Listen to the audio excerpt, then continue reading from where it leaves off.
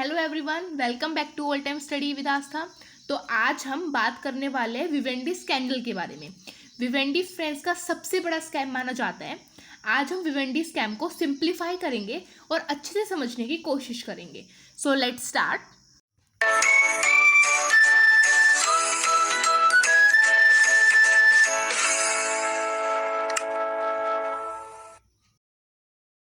Slides में main points लिखे हुए हैं जो आप एग्जाम्स के टाइम नोट्स की तरह यूज़ कर सकते हो। अभी मैं आपको इस केस को बहुत ही सिंप्लीफाई करके समझाऊंगी और थोड़ा ब्रीफली समझाऊंगी सो डैट आपको अच्छे से याद हो जाए। जब मैं ये पूरा स्कैम ख़त्म कर दूँ या पूरा अच्छे से समझा दूँ, उसके बाद आप एक बार इन स्लाइड्स में जो मैंने पॉइंट्स लिखे हुए हैं इन्हें रीड कर लेना। बहुत अच्छे से एग्जामिनेशन पॉइंट ऑफ व्यू से आपका जो ये क्वेश्चन आता है विवेंडी स्कैम के ऊपर बहुत अच्छे से प्रिपेयर हो जाएगा। So let's start. विवेंडी ऐसे कंपनी को विवेंडी यूनिवर्सल कंपनी भी बोलते थे। इसका हेडक्वार्टर पेरिस फ्रांस में था। विवेंडी यूनिवर्सल 1853 में फॉर्म हुई थी। ये एक वाटर सेक्टर कंपनी थी, लेकिन 1976 में इसने अपने ऑपरेशंस डाइवर्सिफाई कर दिए। डाइवर्सिफाई कहाँ कहाँ किए? एनर्जी में, ट्रांसपोर्ट सर्विसेज में, कंस्ट्रक्शन में, प्रॉपर्टी बिजनेस में, इन सब में उसने अपने ऑपरेशन डाइवर्सिफाई कर दिए। पहले वो सिर्फ वाटर सेक्टर कंपनी थी, लेकिन 1976 में उसने अपने ऑपरेशन डाइवर्सिफाई किए और अब वो एनर्जी, ट्रांसपोर्ट सर्विसेज, कंस्ट्रक्शन और प्रॉपर्टी बिजनेस में भी आ गए थे। फिर 1990s में उसने अपना बिजनेस दोबारा एक्सपेंड करने के बारे में सोचा और अब की बार वो telecommunication and mass media में अपना बिजनेस जमाने लगे। उसके बाद क्या हुआ? कंपनी को एक CEO चाहिए था, तो कंपनी ने 1994 में जीन मैरी मैसियर इसको अपॉइंट किया एज अ CEO। अब अगर मैं मेन बात करूं कि जो आपका विवेंडी स्कैम है वो कहाँ से स्टार्ट हुआ, तो with the appointment of CEO Jean Marie Messier, यहीं से आपका ये स्कैम स्टार्ट हुआ। अगर मैं मेन आपको बताऊं तो अब जो आपका CEO था, इसका मेन विजन था कंपनी को एक्सपेंड करना। कहाँ पे? मीडिया कंपनी बनाना, बहुत बड़ी मीडिया कंपनी बनाना, लीडिंग मीडिया कंपनी बनाना। अपना विजन को कंप्लीट करने के लिए उसका विजन था लीडिंग मीडिया कंपनी बनाना विवेंडी को। उसके लिए मैसियर ने बहुत ज़्यादा एक्विजिशन किए। कंपनी ने इतनी ज़्यादा एक्विजिशन की कि कंपनी के पास अब सफिशिएंट फंड नहीं था और कंपनी को डेट लेना पड़ा। कौन कौन से बड़े एक्विजिशन किए उसने? जैसे Nethold, Cendant software and Ananya. These are the major acquisition जो विवेंडी ने किए सो डैट जो आपका CEO है उसका विजन कंप्लीट हो सके। उसने बहुत सारे एक्विजिशन किए। कंपनी के पास सफिशिएंट फंड नहीं था एक्विजिशन करने के लिए, तो क्या किया गया? कंपनी ने डेट ले लिया। अब कंपनी ने बहुत सारा डेट ले लिया। मैसियर ने टोटल €600 बिलियन का डेट ले रखा था। बहुत सारे एक्विजिशन कर रहा था सो डैट कंपनी बहुत अच्छे से ग्रो हो सके।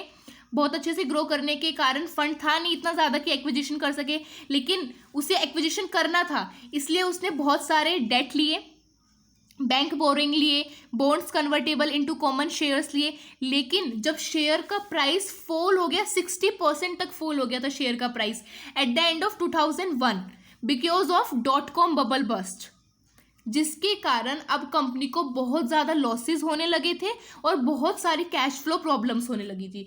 तो अगर मैं इस केस को सिंप्लीफाई कर आपको बताऊं और कहूं what is the main cause of downfall, तो मेन कॉज था हैवी डेट। जो हैवी डेट ले रखा था कंपनी ने €600 बिलियन का, कंपनी उसको रीपे नहीं कर पा रही थी because of .com bubble bust. Share price बहुत नीचे चला गया, 60% तक फॉल हो गया था मार्च 2002 में। तो दिस हैवी डेप्ट जो है विवेंडी को बहुत भारी पड़ा। सेकेंड इज बहुत सारे एक्विजिशन के कारण कंपनी लॉस में आने लगी थी। 60% तक शेयर प्राइस का वैल्यू फॉल हो गया था बबल बस्ट के कारण। लेकिन मैसियर को सिर्फ और सिर्फ अपनी विजन की पड़ी थी। अभी भी वो कंपनी को तेजी से ग्रो करना चाहता था और कंपनी की इमेज को बरकरार रखना चाहता था, इसलिए वो उन सारे लॉसेस को छुपाने लगा और फेक रिवेन्यू दिखाने लगा। वो अपने कैश फ्लोज को एक्सीलेंट बताता था। मई 2002 में उसने बोला कि जो मेरी कैश सिचुएशन है वो बहुत ही कंफर्टेबल है, और जुलाई 2002 में आखिरकार उसने बता दिया कि मुझे €13.6 बिलियन का लॉस हुआ है और मेरे ऊपर €37 बिलियन का डेट है। तो this is the misleading information. वो सबको सारी इन्फॉर्मेशन जो बता रहा था वो मिसलीड कर रहा था सबको, लॉसेस को छुपा रहा था, फेक रिवेन्यू दिखा रहा था सबको, बता रहा था कि मेरा जो कैश फ्लो है बहुत ही एक्सीलेंट है, बल्कि उसके ऊपर बहुत ज़्यादा लॉस था विवेंडी के ऊपर और बहुत ज़्यादा डेट था 37 बिलियन यूरो एंड लॉस था 13.6 billion euro. At the end उसने जुलाई 2002 में ये सब बताया। Third is dubious role of credit agencies. Credit agencies का मेन पर्पस क्या होता है, रेटिंग देना सिक्योरिटीज़ को कि भाई उसमें कितना रिस्क है कितना नहीं है। लेकिन विवेंडी के केस में उल्टा ही हुआ, यहाँ पर Moody's investor services and S&P they are the credit agencies. उन्हें पता था बहुत ज़्यादा लॉसेज हो रखे हैं विवेंडी को और बहुत ज़्यादा डेट है विवेंडी के ऊपर, लेकिन फिर भी उन्होंने जो क्रेडिट रेटिंग थी उसको डाउनग्रेड नहीं किया, उसकी क्रेडिट रेटिंग को कम नहीं किया। विवेंडी के मैनेजमेंट ने अश्योरेंस दी क्रेडिट रेटिंग एजेंसीज को कि हम इस डेट को 2002 तक बिल्कुल रिड्यूस कर देंगे, ख़त्म कर देंगे, और उन्होंने इस बात का विश्वास कर लिया। तो यहाँ पे जो क्रेडिट एजेंसीज थी उन्होंने अपना रोल अच्छे से नहीं निभाया है, यहाँ पर एक तरीके से मैं बोलूँ तो उसने दोगलापन किया है। Fourth is aggressive accounting. Aggressive accounting का मतलब होता है कि यहाँ पर आपकी विवेंडी कंपनी ने ओवरस्टेट किया है फाइनेंशियल स्टेटमेंट को। प्रॉफिट बिल्कुल नहीं हो रहा था, लॉस हो रहे थे, लेकिन फिर भी वो बोल रहे थे कि हमारा जो कैश फ्लो है वो एक्सीलेंट है। इतना ज़्यादा डेट था उनके ऊपर, फॉल्स इंप्रेशन दे रहे थे कंपनीज ऑपरेटिंग प्रॉफिट के बारे में। वो अपने रिजर्व अकाउंट को एडजस्ट कर रहे थे कैसे ना कैसे कर। इवन आपके जो माइनॉरिटी शेयर होल्डर है उन्होंने एक सूट फाइल किया था अगेंस्ट विवेंडी कि वो कुछ ना कुछ फॉल्स कर रहे हैं फाइनेंशियल स्टेटमेंट में, फ्रॉडुलेंट इन्फॉर्मेशन प्रेजेंट कर रहे हैं अपने फाइनेंशियल स्टेटमेंट में। तो जो आपका एग्रेसिव अकाउंटिंग है वो बताता है कि जो विवेंडी है उन्होंने एग्रेसिव अकाउंटिंग का यूज़ किया था। एग्रेसिव अकाउंटिंग मतलब आप इम्प्रॉपर अकाउंटिंग प्रैक्टिसेस यूज़ कर रहे हैं सो डैट आप अपनी फाइनेंशियल स्टेटमेंट को ओवरस्टेट कर सके। सो बेसिकली अगर मैं मेन पॉइंट बताऊं आपको विवेंडी स्कैम क्यों हुआ। First case is heavy dept. Messier ने बहुत ज़्यादा डेट लिया था फॉर द एक्विजिशन, उसे एक्विजिशन करना था जिसके कारण उसने बहुत ज़्यादा डेट लिया और डेट का रीपेमेंट नहीं हो पाया because of bubble dot bust. Second is misleading information. इतना ज़्यादा लॉस हो गया था, शेयर प्राइस 60% तक रिड्यूस हो गया था, लेकिन फिर भी उसने लॉस को प्रेजेंट नहीं किया और फिर भी उसे अपनी विजन की पड़ी थी और सिर्फ वो कंपनी को ग्रो करना चाहता था, जिसके कारण उसने फेक रिवेन्यू शो किया, अपनी कैश फ्लो को एक्सीलेंट बताया। Third is dubious role of credit agencies. उन्हें पता था विवेंडी को बहुत ज़्यादा लॉसेज है, बहुत ज़्यादा उनके ऊपर डेट है, लेकिन फिर भी उन्होंने क्रेडिट रेटिंग को डाउनग्रेड नहीं किया। And the last is aggressive accounting कि उन्होंने अपने फाइनेंशियल स्टेटमेंट को ओवरस्टेट किया, फॉल्स इंफॉर्मेशन यूज़ की, इम्प्रॉपर अकाउंटिंग प्रैक्टिसेस यूज़ की। So these are the 4 reasons of the downfall of Vivendi. Now let's talk about governance flaws. First is lack of proper leadership. Lack of proper leadership साफ दिखाई दी थी Vivendi के case में। यहाँ पर जो messier था, जो लीडर था कंपनी का, वो कंपनी को अच्छे से गाइड नहीं कर पाया। मैसियर सिर्फ और सिर्फ कंपनी को गाइड कर रहा था अपने ड्रीम को, अपने सपने को पूरा करने के लिए। वो कंपनी को लीडिंग ग्लोबल मीडिया कंपनी बनाना चाहता था, विवेंडी को एक लीडिंग ग्लोबल मीडिया कंपनी बनाना चाहता था, जिसके कारण उसने बहुत ज़्यादा एक्विजिशन किए।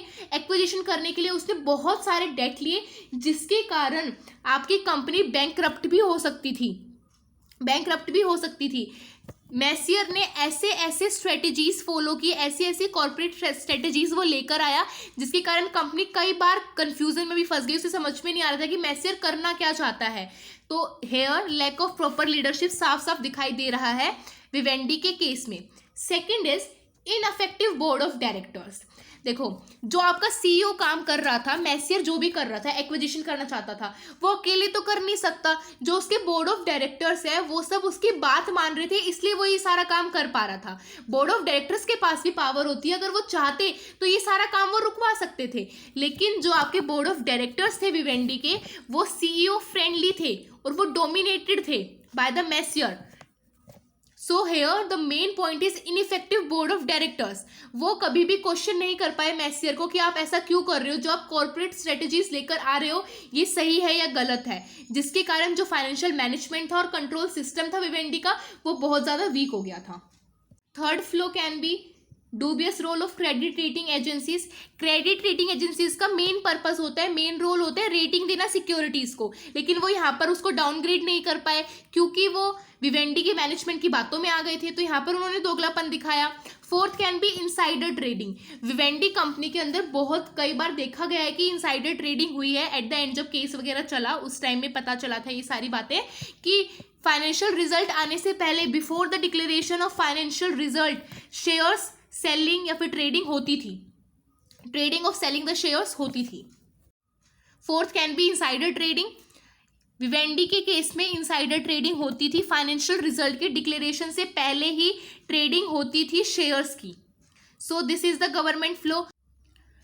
सो मेन गवर्नेंस फ्लोज क्या हो गए? First is lack of proper leadership. यहाँ पर लैक ऑफ प्रॉपर लीडरशिप थी। विवेंडी के केस में मैसियर सिर्फ और सिर्फ अपने ड्रीम को फुलफिल करने के लिए कंपनी को गाइड कर रहा था, जिसके कारण कंपनी बैंकरप्ट भी हो सकती थी। सेकंड इज कि जो बोर्ड ऑफ डायरेक्टर्स है वो सीईओ फ्रेंडली थे। बोर्ड ऑफ डायरेक्टर्स के पास पावर होती है, अगर वो चाहे तो जो मैसियर कर रहा था उसको रोक सकते थे। जो वो इतना सारा डेट ले रहा था एक्विजिशन करने के लिए, उसको रोक सकते थे, लेकिन वो सीईओ फ्रेंडली थे और and they are dominated by the Messier. और उन्होंने कभी भी मैसियर के डिसीजन को क्वेश्चन नहीं किया, जिसके कारण financial management and control system Vivendi का वीक हो गया था। Third is dubious role of credit rating agencies, ये हम ऑलरेडी डिस्कस कर चुके हैं, क्रेडिट रेटिंग का दोगलापन। Fourth is insider trading. Insider trading होती थी विवेंडी के अंदर before the declaration of financial result. So these are the 4 governance flaws. Now let's talk about aftermath. उसके बाद क्या हुआ? आफ्टरमैथ, फर्स्ट इज जो सीईओ था मैसियर, उससे रिजाइन ले लिया गया। सेकंड इज जो मैसियर था उसके ऊपर आरोप लगा एम्बल्समेंट का, गबन का आरोप लगा। गबन का आरोप का मतलब होता है जो वो फंड का मिस एप्रोप्रिएशन कर रहा था, उसका आरोप लगा। थर्ड इज मैसियर को सेवरेंस पैकेज पे किया गया, कंपनी ने सेवरेंस पैकेज दिया मैसियर को। सेवरेंस पैकेज का मतलब होता है कंपनसेशन पैकेज। जब कंपनी में से एम्प्लॉय को निकाल दिया जाता है, टर्मिनेट कर दिया जाता है, उस टाइम पे कंपनसेशन पैकेज दिया जाता है। क्योंकि यहाँ पर हमने फोर्सफुली उसका रिजाइन कर दिया गया था, तो इसलिए कंपनी ने उसे कंपनसेशन पैकेज दिया था $20 मिलियन का। फोर्थ इज अब कंपनी रीऑर्गेनाइज हो रही थी सो डैट वो बैंकरप्सी से बच सके, इसलिए उसने एक स्ट्रेटेजी अनाउंस कर दी। उसने बोला कि वो अपने सारे नॉन स्ट्रेटेजिक एसेट्स को सोल्ड कर देगी और वो अपने स्टेक को रिड्यूस कर देगी। वो अपना 60% स्टेक बेच देगी विंसी कंस्ट्रक्शन को, और उससे जितना भी पैसा आएगा वो उससे कंपनी की हेल्प करेगी, फिर बोलूँ तो डेब्ट का रीपेमेंट कर देगी in the simple language. So what are the aftermath? Resign ले लिया गया, गबन का आरोप लगा, उसे कंपनसेशन पैकेज पे किया गया, और फोर्थ इज उसने अपना 60% शेयर स्टेक सोल्ड कर दिया to the Vinci construction. So this is all about your Vivendi case. I hope आपको विवेंडी केस अच्छे से समझ में आया होगा। If you have any doubt ask me in the comment section. I will upload the video according to your problems and queries. Thank you so much. Don't forget to subscribe. Bye bye.